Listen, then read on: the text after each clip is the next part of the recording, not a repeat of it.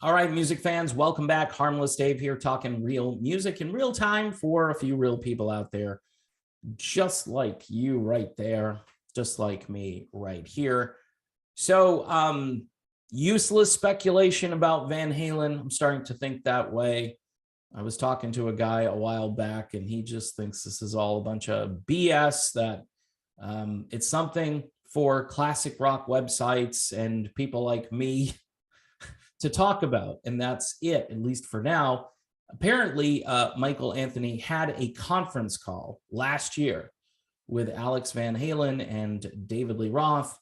The only interesting thing about what Michael Anthony said is that Dave started talking really fast, and it sounded like maybe Michael Anthony couldn't get a word in edgewise, and it was essentially a conference call to talk about another conference call.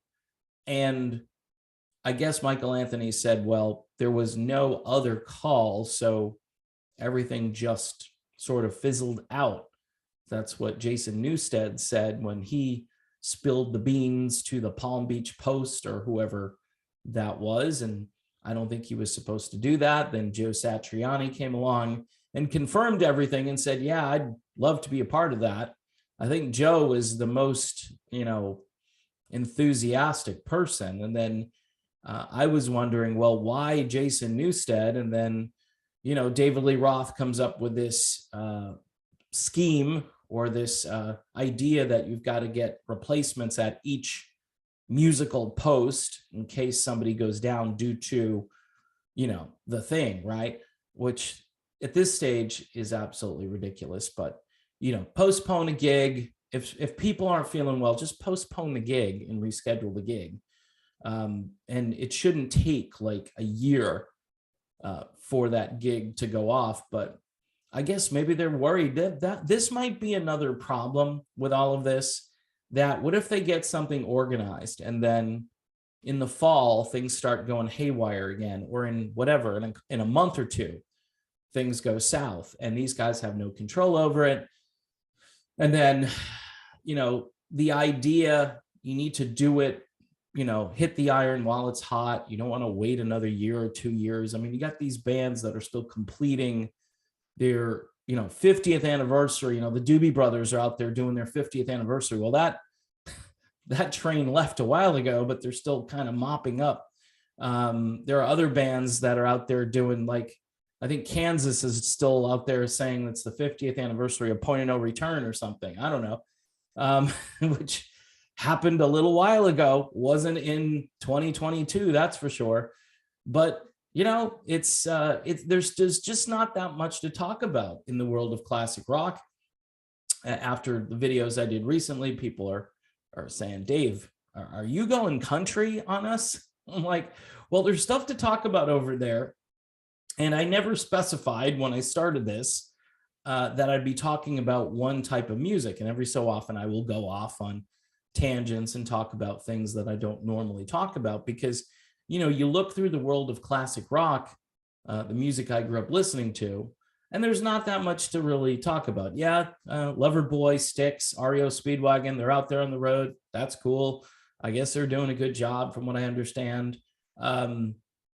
But really, the stadium tour is firing up soon. I mean, there's stuff to talk about, but when someone puts it out there that there could be a Van Halen, call it a tribute or a reunion, I know the promoters would probably push these guys hard and say, you need to do a tour. And I'm sure Michael Anthony probably just wants to do maybe a one-off gig, right? I'm sure that's what Alex would do if he's going to do something.